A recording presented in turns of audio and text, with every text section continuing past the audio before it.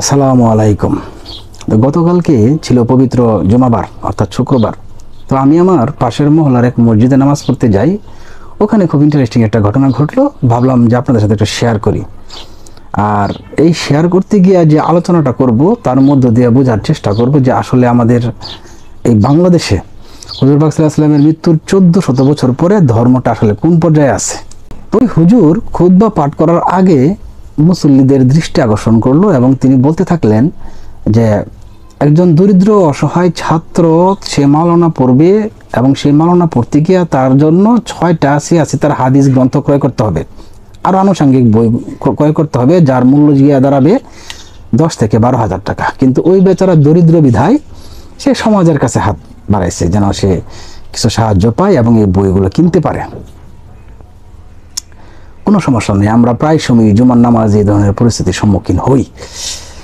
কিন্তু আমার মাথা ব্যথার কারণটা হলো যে জায়গায় যে হুজুর তার এই কথা শেষ করার পর আরো বলতে থাকলেন যে এই যে তার 6টা হাদিস গ্রন্থ, যেমন বুখারী শরীফ, মুসলিম শরীফ, সানাই, নাসাই, আবু দাউদ, এই বইগুলা যে ওই ছাত্র কিনবে, এই বইগুলা বুঝার জন্য আরো আনুষঙ্গিক কিছু বই কিনতে হবে সাপোর্টিং হিসাবে। ওই বইগুলা এই 6টা হাদিস গ্রন্থকে বুঝতে সাহায্য করবে। তাহলে কত কঠিন হাদিস! আল্লাহর কোরআন কিন্তু এত কঠিন না, আল্লাহর কোরআন সহজ। সূরা কামারের 17 নম্বর আয়াত, 22 নম্বর আয়াত, 32 নম্বর আয়াত, 40 নম্বর আয়াত, এই 4টা আয়াতে আল্লাহ বলতেছে যে আমি কোরআনকে সহজ করে দিয়েছি বুঝার জন্য, অতএব কোনো চিন্তাশীল আছে কি?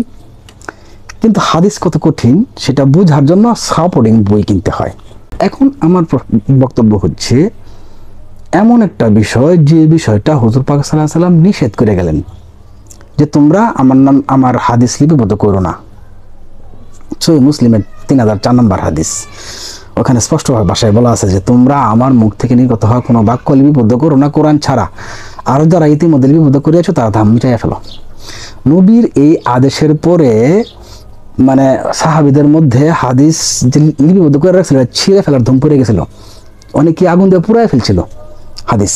শুধু তাই না, নবীর জীবদ্দশায় আর কেউ হাদিস লিপিবদ্ধ করে নাই। খোলাফায়ে রাশিদিন 4জন যে খলিফা, হযরত আবু বকর রাদিয়াল্লাহু আনহু, হযরত উমর রাদিয়াল্লাহু আনহু, হযরত ওসমান রাদিয়াল্লাহু আনহু, হযরত আলী রাদিয়াল্লাহু আনহু, এই যে 4জন খলিফা, এই 4জন খলিফার জীবনে কখনোই তারা হাদিস লিপিবদ্ধ করার নির্দেশ দেন নাই এবং কেউ এই কাজটা করেও নাই। কিন্তু আমাদের দুর্ভাগ্য হচ্ছে হুজুর পাক সাল্লাল্লাহু আলাইহি ওয়াসাল্লামের মৃত্যুর 100 বা 150 হিজরি পরে, 100 বা 150 বছর পরে বা 200 বা 250 বছর পরে কিছু মানুষ, আমি তাদেরকে সম্মান দেব, তারা হুজুর পাক সাল্লাল্লাহু আলাইহি ওয়াসাল্লামের এই হাদিসকে অস্বীকার করল। অস্বীকার করে তারা হাদিস সংগ্রহ করে মোটা মোটা বই লিপিবদ্ধ করলো। বুখারী শরীফ, মুসলিম শরীফ, আবু দাউদ, আবু নাসাই, সুনানে নাসাই, এরকম মোটা মোটা বই লিপিবদ্ধ করলো হাদিস সংগ্রহের নামে। ব্যাপারটা যদি ওখানেই থেমে থাকতো তাহলেও কোনো কথা ছিল না। এই বই বর্তমান সময়ে আপনার এই মুসলিম যে তরুণরা আছে যারা ইসলামের শিক্ষায় শিক্ষিত হতে আগ্রহী, তাদের উপর চাপাইয়া দেওয়া হলো যে তোমরা হাদিস পড়ো, হাদিস মুখস্থ করো। অথচ নবী কিন্তু নিষেধ করে গেছেন যে হাদিস লিপিবদ্ধ করো না। ওরা হাদিস লিপিবদ্ধ করলো, মোটা মোটা বই ছাপাইলো, এখন সেই বই ছাত্রদেরকে সাহায্য তুলে কিনতে হয়। আরো ভয়ানক বিষয় হচ্ছে ওইটা যে এই হাদিসের বই বুঝার জন্য আরো আনুষঙ্গিক বই কিনতে হয়।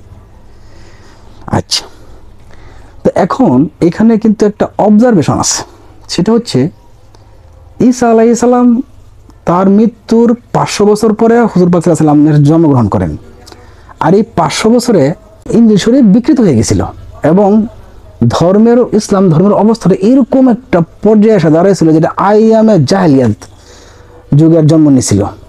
কন্যা শিশুদেরকে জীবন্ত দাফন করা হতো, কে কত বেশি পাপ করতে পারে তার প্রতিযোগিতা হতো। অথচ তখনও কিন্তু এই কাবায় জমা হইতো, বড় বড় হুজুররা ছিল। আবু জাহেল ছিল সবচেয়ে বড় হুজুর, খুতবা পাঠ করতো, কাবা শরীফ ইমামতি করতো। এরপরেও এরকম ভয়াবহ জাহেলিয়াতের যুগ এসে গেছিল মাত্র 500 বছরের ব্যবধানে।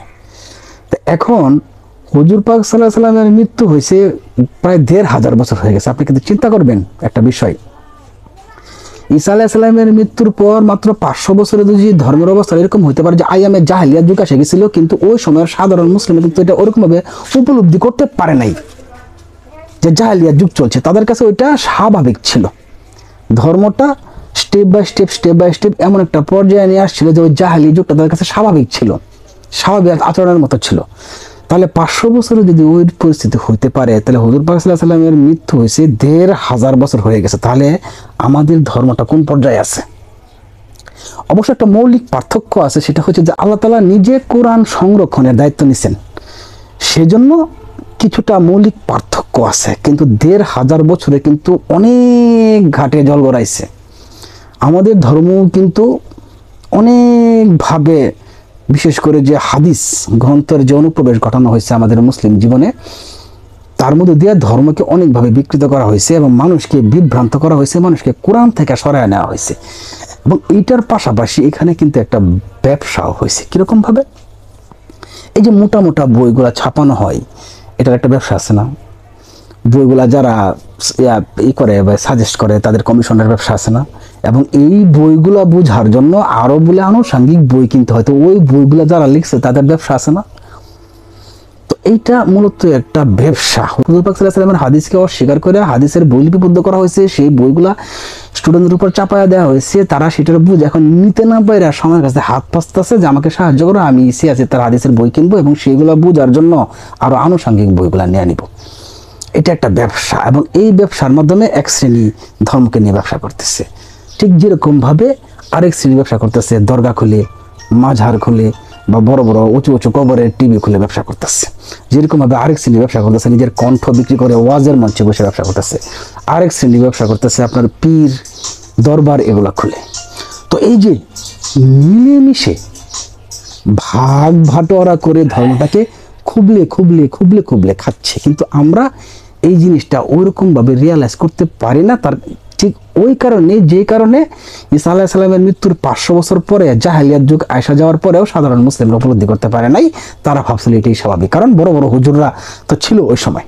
তো আমি সাধারণভাবে যে জিনিসটা বলার চেষ্টা করছি, 1500 বছরে কিন্তু ধর্মের বিষয়ে অনেক অনুপ্রবেশ ঘটে গেছে, অনেকভাবে কিন্তু ধর্মকে বিকৃত করা হয়েছে, মানুষকে ভুল তথ্য দেওয়া হয়েছে।